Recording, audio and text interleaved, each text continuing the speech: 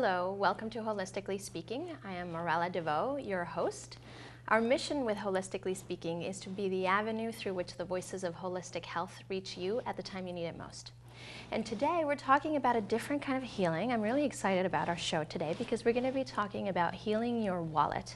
And my guest is my friend Danielle Livellara. Welcome, Danielle. Thank you, Morella. I'm so happy to have you on the show. Yes, I'm excited to be here. This is something we've talked about a lot. For a while. For the last few years, and I've obviously seen you on your journey, and I'm excited to hear about the new programs, new things that you're launching. And I'm sure that a lot of our viewers haven't really ever thought about the need to heal their wallet or even to look at where their money might need healing. So I think this might be a new concept for a lot of people, don't you think? I do, and it's fun because it came through this year. Like, it's something that we've been toying with, I've been working on for a while, and the phrase heal your wallet came up this year while we were working on new programs. And I'm actually working with a network chiropractor, Dr. Julieta Rushford. We're talking about removing energy blocks that are in the body. Wow. This has been revolutionary, so we're very excited about it. Yeah. And we're going to have Julieta Definitely on the show as well and talking about, so how does a chiropractor help with money issues? Right. So perhaps we should start with a little bit of a background as to how does one end up coaching people on healing their money? Like, how did you get here? Well, of course, we always teach what we need to learn. Of course. Yes. So money has been part of my life in a way for a long time. You know, LCI Fishing Derby, I was actually literally counting the money that came in for the weekend. And then I was at Smith Barney for 4 years as a financial advisor. And so I was managing money every day. Right. I was there during the crash. Oh, wow. I had about 200 clients, and it seemed like every weekend some major financial institution was going under, and so there was a lot of fear and panic. And it was then that I started looking at why we make these great plans for people. They would come into Smith Barney, we'd make this fantastic retirement plan, and then they wouldn't implement it. And I'd be like, okay, one, why are they not implementing it? And then two, I was working with people that had a lot more money than I really ever had. I've never had millions, and I was working with people that had millions of dollars. They weren't happy. So it was like kind of two myths, like, the habits around money, and then why more money, not happy. In fact, sometimes more unhappy than the average person. Right. And I was like, what's going on here? And so I started to look into prosperity consciousness. And it was kind of when The Secret came out, and it was like, what you think about, you bring about. And so that was really how it started. And that was in 2010, so that was 4 years ago. So it's gotten revised a lot, but I went from being a financial advisor to quitting my job and wanting to help people. There's not a lot of room in the financial services industry to help people with money issues, and I know that sounds kind of ironic. Right. The industry's set up for investments. Yeah, you have to have a lot of money in order to be, kind of even received. Well, and it was so funny because I had people with a lot of money that still were behind on their credit card. I'm like, you could pay off your credit card. Why do you have a balance? And weren't saving in a regular account where they could access it. Right. So there's all this money dysfunction going on. So you started observing that people, no matter how much money they had, they didn't have maybe the best financial relationship with their money? It's the relationship piece. That was the big aha. We actually have a relationship with money, and how are we treating it? Like, if your money, how am I treating you? Am I being nice to you? Am I treating you respectfully or not? Right. And so there's respectful money practices and then energetic practices as well. So let's stay with that idea for a little bit, because I know that this is something that's kind of novel for some people. So if you're working with someone and helping them look at their relationship with money, what are some of the things that you might ask them or have them look at? I have them look at their history. What were they taught about money? What were the messages that they got when they were little, whether they were overt or just something they picked up. And then I do this exercise with every client and every workshop I do, and I do it myself every time. When I say the word money, what's the first thing that comes to mind? And instantly it's like, is it positive? Is it negative? Is it neutral? Yeah. And we do a journaling exercise, and you'd be amazed. Right. I mean, it's like the demons and the freedom, and there's so much baggage around our money. Yeah. And so no wonder like we don't have a budget or we don't feel like savings. Like there's so much in the way. Yeah.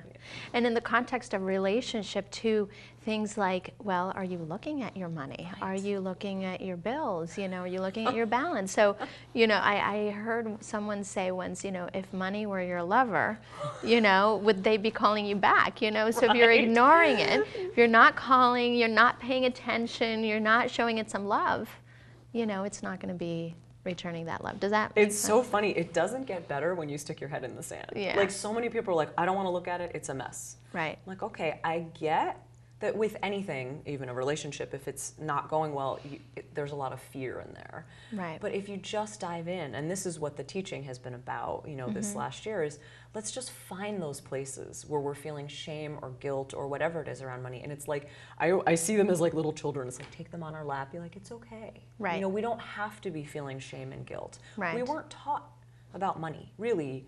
I rarely find someone that was given a good, thorough education. And this is not to say anything bad about our parents or the school system. Right. It's just the way the society is. Yeah. Well, it's you're reminding me of the book Rich Dad, Poor Dad. Yes. I forget his name right now. Yeah, but Robert Kiyosaki. exactly. Yeah. And how he had his birth dad was not necessarily money savvy, but then he had this really close father figure who taught him everything he knew. So we don't learn it. So what are some of the other reasons behind people's money issues? That no matter, you know, a lot of money, little money, so many people have money issues. There's so much attached to it. Some of it can be religious or spiritual. If you're more in the Christian realm, there's this money is evil. And also if you're a healer, or identify with just healing modalities, there's this kind of pride in poverty. You find it in artists. Right. Right? Like if I'm a musician, I'm a singer, and like, of course, the more I suffer, like the better my songs are. Right. So there's this poverty mentality that some people feel like it makes their art better, or you know, I'm going to do it because it's a God-given gift, or it's, you know, the universe has blessed me with these talents, I don't want to charge for it. Right.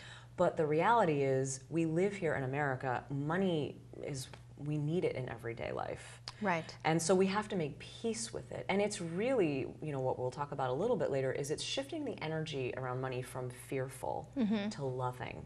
Imagine that money had a loving energy to it. Right. It wasn't something to be afraid of, it was something to be embraced and like, Right. let's hang out. Yeah, You're yeah. my friend. Right.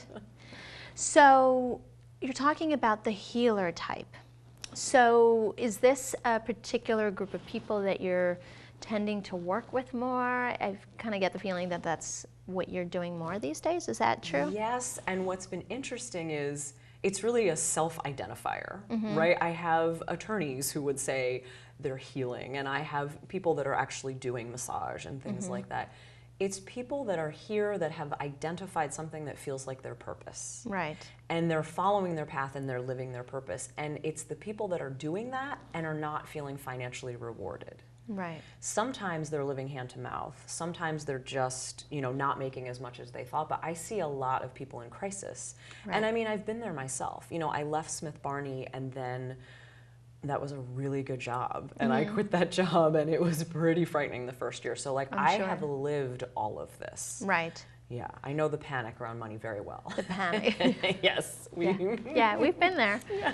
So, yeah, what you're saying about the healer type person or the service-oriented type person, there's almost a badge of honor of, you know, I'll have a sliding scale. I can't make a whole lot of money. Money is not spiritual kind of a thing, right? That's a big one, yes. Yeah, it's a bad thing to have a lot of money, right? And any of the research into whether it's the universe or some sort of God-based vision that you have, it's all about abundance. If we're really tapped in to our higher source, nature, for example, is abundant. So we should naturally be abundant, and it's so simple, and yet we make it so complicated. Right. So part of what I do is clearing all that out of the way. It's like the sun is always shining, there's a lot of clouds. Right. So what I'm helping people do is remove the clouds so the sun can shine through. Yeah, remove these negative beliefs, these fears, this around money being against you, or not available to you, that sort of thing. Yeah, I have people look at, do you think that does money disappoint you? Right. You know, actually actually personifying it and seeing like, does money have your back or not? And like, Right. I've had plenty of times, where I feel like, I'm like, hey, money, where'd you go? Right. Like, come on, girlfriend's working hard here. Where are you? So tell us about your process. How do you work with someone to help them heal your wallet? Yeah, and it's been great because I've had really 9 years, 4 years at Smith Barney and then almost 5 years now. Right. And so we're really honing it in, and that's where I'm excited. So I start with looking at, we start with the journaling on money. It's like, where are you at? Most people I find are on a continuum, negative, neutral, positive when it comes to money. So I want to find out. So just to clarify, negative, neutral, or positive, meaning bank account balance or emotionally? Yes, more emotionally and energetically. I meet people all the time. They're like, I'm totally fine with money. And I talk to them, and they are. And I'm like, wow, you should come and help me like figure out how did you get there. Right. Most people have something negative. And so if you're really negative, thinking that money is evil and just really feeling despair, I want to help shift those folks to, let's get to neutral. Let's just get to a peaceful place. Like, we don't really have an opinion either way. It's just like, okay, I don't hate money anymore. Right. That's the first step. And we do that in a lot of ways. I look at the energy around the history. What was the story you grew up with? How is that story influencing you now? A lot of times we look at our parents and we're like, oh, my father spent every penny he had. Oh, how are you able to save? No.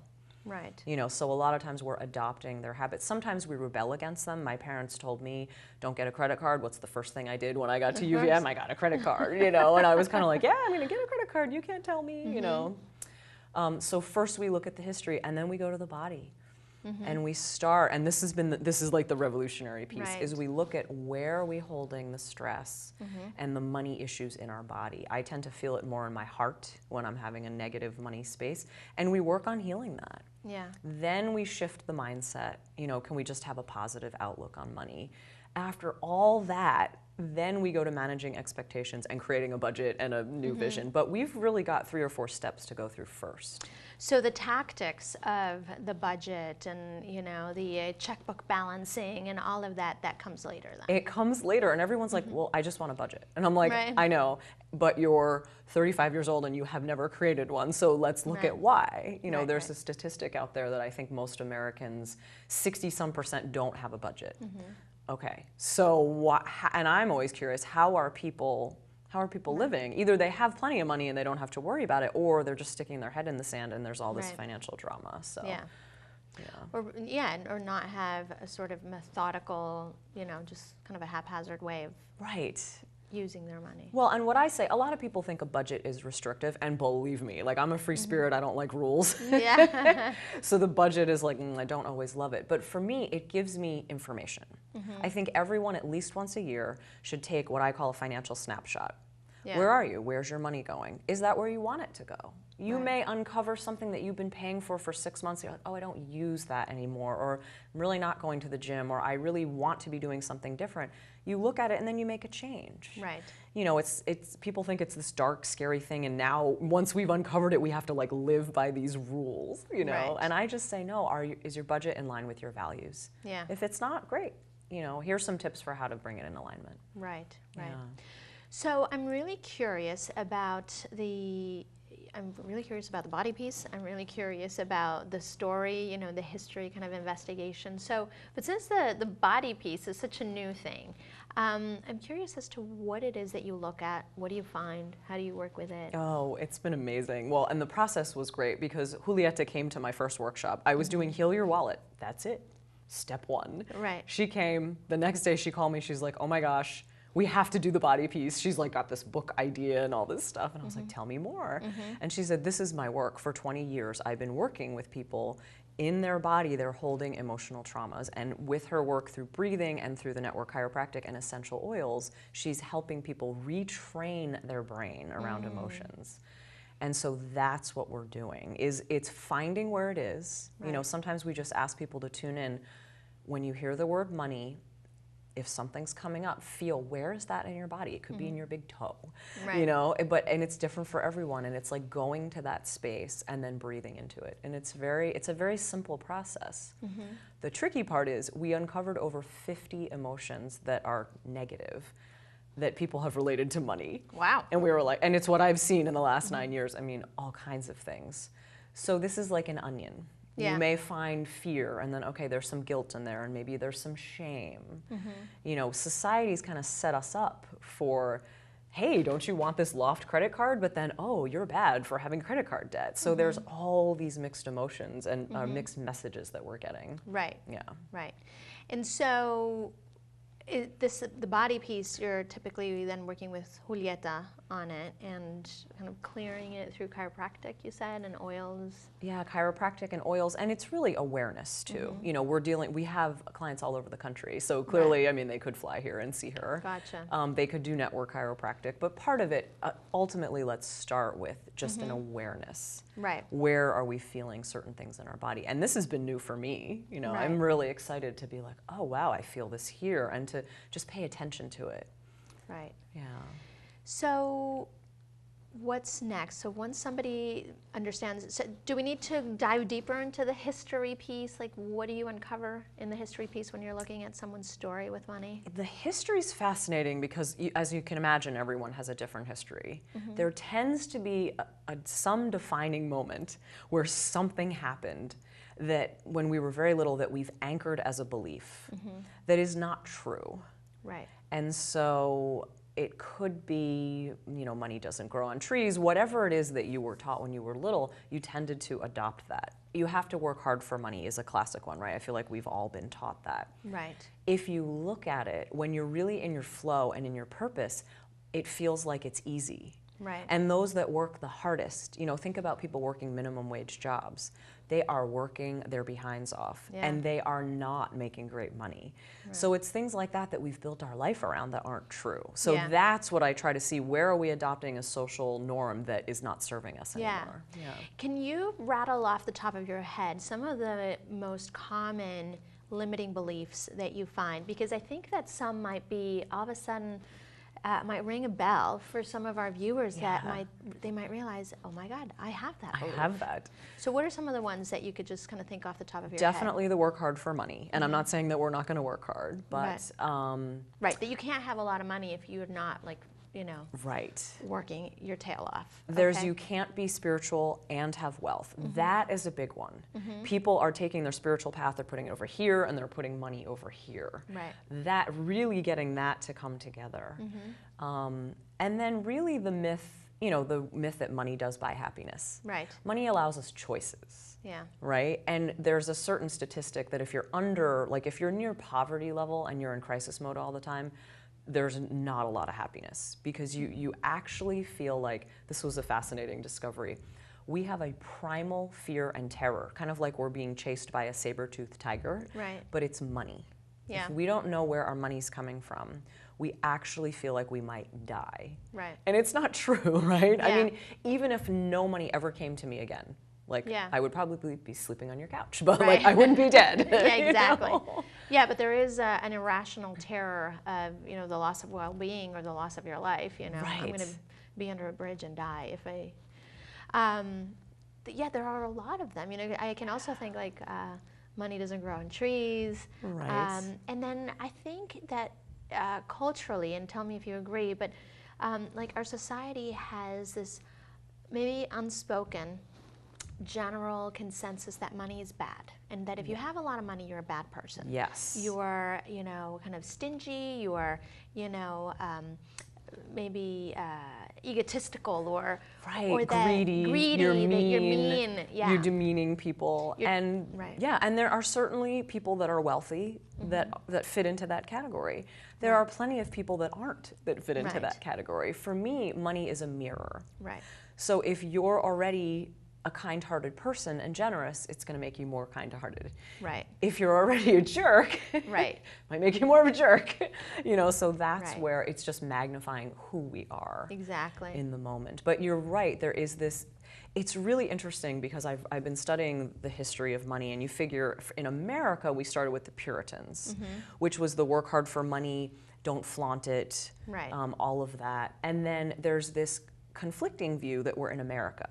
Right. And anyone can be rich and anyone can be president. Right. So those are very uncomfortable bedfellows. Right. You know, and it's like, Yeah. There's a lot going on in there. And I'm sure it's similar in different countries as well. Right. But money really came from the sacred. I mean, it was pieces of gold and silver that in the beginning of time, people thought were literally pieces of the sun and the moon, which they were worshiping as gods. Right. So money, coins, were pieces of God. And so they were just used to worship. Yeah. And then, I mean, think about where we are now, you know, and I love to think about how virtual it is. Right. Like, how much actual cash do we have on us? Yeah.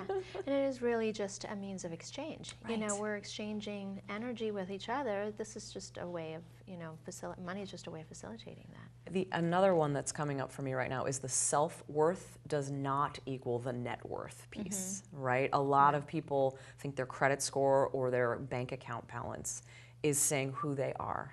Right. And that is really hard. You are not your credit score. Yes, you know, there's a lot of things that contributed to whatever your credit score is, but to really own that and say, you know, especially if you have some sloppy patterns in the past, you know, I have done that as well. Own that, we're making some shifts, we're moving forward. Right. Yeah. That's a really interesting point, that the amount of money you have doesn't define who you are. Right. You know, that's so interesting. So, excuse me, I took a cough. So you look at where people are, you know, negative, neutral, or positive. You look at their story, their beliefs, their history with money. You look at their body, their blocks. And so then how do you continue moving forward? We look at the energy, and that's where we get a little woo-woo. Okay. So tell us about the woo-woo. Part of that is being open to receiving. Are we open to receiving, right? We want more money. Yeah. And so if someone offers you a cup of coffee, they want to buy you coffee, do you accept it or do you not? Do you let someone hold the door open for you? And people say, oh, that's not related. I'm like, really? Right. How good are you at receiving? Oh, I never take anything from anyone. Okay, so for a week, try to just say yes. Right. You know, clearly sometimes it's not appropriate and there's strings attached, but 99% of the time it's fine. Right. I hardly ever pay for lunch and pay for coffee, and I'm just gracious. I've gotten really good at receiving. Right. So there's the energy around it, which is, that's where it's really hard to have anything tangible. I carry a $100 bill in my wallet. It always makes me feel abundant. I can't say I don't have any money. If there's an emergency, I can use it. But it's little things like that that have calmed me down. You know, I'm single now, so it's like, it's just me. Right. I'm the one who earns my money. When it's gone, it's gone. There's no place to go for backup. Right. So I'm laying a solid foundation now. And everything you're saying, what it's making me think of is going back to the idea of this relationship.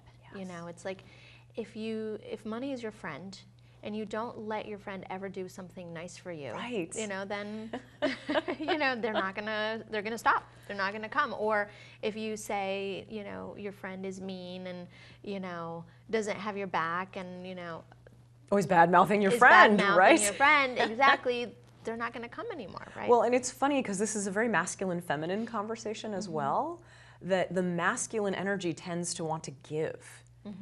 And the feminine energy is more receiving, and we've kind of got it backwards in America, right? And so it's the feminine energy to receive, and men actually want to give. Right. I was talking to my mother the other day, and she was needing some help stacking wood. Yeah. And you know, her boyfriend was like, oh, I'll come over and help you. And she's like, no, no, no, no. I was like, Mom, he wants to help you. Let him help you. Let him. And think about, like, when you give something to someone and they're like, oh, no, no, no, no. Right. It actually can make you feel a little bad. You want to give that gift away. So that energy, how we give and receive, is very important. I tell people, and this may sound a little crazy to some, but if you're really feeling like you're in poverty, give some money away. Right. It can be $1. It can be $0.25. There is always someone that has less than you. Yeah. And it's the energy. We have to keep the money moving. You know, when we get into that hoarding mode and like, I'm going to stay in and like, not going to do anything with it. Stopping the flow. Right. We want to be in a joyful space. So whatever we can do, there's plenty of things we can do to bring us joy that don't cost any money. Exactly. Yeah. So you're looking at the energy. Are you in a receiving, flowing, you know, allowing place? Right. And then what's next? And then we go into gratitude. Okay. About money's coming in, typically. Right. Most people have money coming in. So let's keep track of it.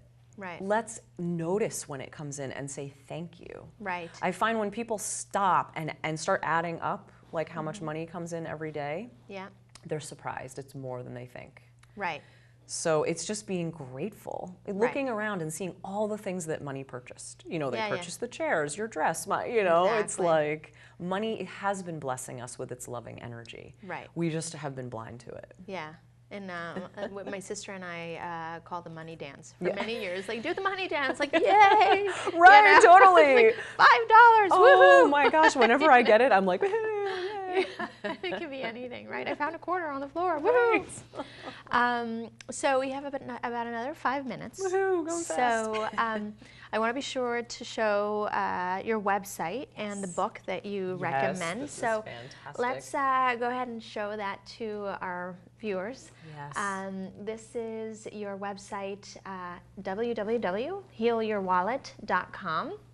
And this is where people can find your coaching programs, how to contact you, and all of that. Yes. And then the book that's really moved you lately is Money is Love, right? Yes. By Barbara Wilder. This book, when I first was using this phrase, like people kind of convulse, right? And the book is all about these wonderful. You can hold that up. Oh yeah, would you like to see it? It's got some really great exercises, how to be circulating money with love, and just really imagining that money has a healing energy to it and a loving energy, instead of fearful. And this is one way we can change the world. One person at a time, shifting that energy to a positive space. Yeah. So to wrap up in the last couple of minutes, we've gotten to the point of looking at the energy, the money blocks, the beliefs, all of this stuff. So what follows? Like how would you want to wrap that up? It's funny because I find once we've handled that and people are in a good space, pretty good. Yeah. It's like kicked out of the nest. And that's when maybe you step into budgeting and looking at the actual behaviors. Right. Like we've set up good habits. Now they want to set up good habits. Right. Right. So I have people that I've coached, 2 or 3 years ago, and once in a while I'll see them and they're like, I'm doing great. Still following my budget. I've saved this much money. I just bought a house. Like once it's fixed, I really feel like it's fixed. And then there's, are we going to invest? Are we going to grow our business? Do we want to, buy real estate? That's a whole separate, that's kind of the advanced version. Right. First, let's get all this handled. Yeah.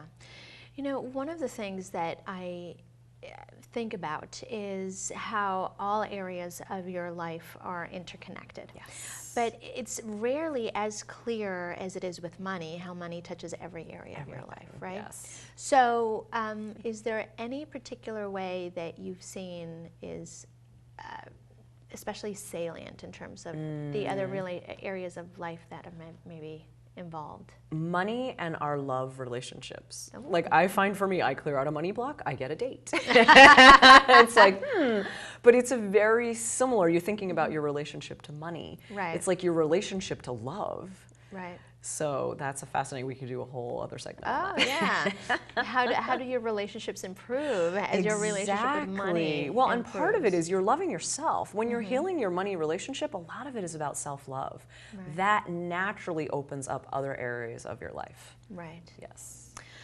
So this was phenomenally enjoyable and interesting, I'm sure, for our viewers. It's obviously this is really personal, in many cases, very sensitive subject to talk about money. It's one of the best kept secrets. People will talk about how their marriage is falling apart, but they rarely will talk about their finances. So thank you so much for joining me and bringing light to this topic. I'm really hopeful that this has touched some of our viewers, and either live or when we have it on YouTube. So thank you so much for your great work. Thank you for joining. Thank you. And thank you for joining us. You'll probably be hearing a lot more from Danielle. She was just a speaker at Ignite Burlington last night and doing lots of great work. And in the next few weeks, we'll have a few of the speakers from Ignite Burlington last night. So please stay tuned with us for the next few weeks because there's some really phenomenal people who will be joining us as well. Take care. See you next time.